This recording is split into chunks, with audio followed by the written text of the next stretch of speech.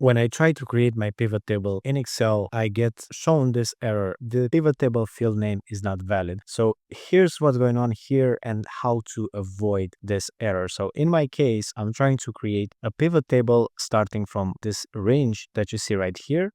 But the problem and the reason why I get this error is because one of my columns does not have a column label. So in order for you to be able to create a pivot table, all of your columns need to have labels. So to fix that, I'm simply going to just add a temporary label over here, select the whole data using Control and A. And when I'm picking pivot table and the range where I want to create it, notice how now I no longer get that error. So this is how you fix the field name is not valid error in Excel pivot tables. Let me know if you have further issues and I'll try to help you out in the comments. Otherwise, thumbs up the video and subscribe for more videos like this one.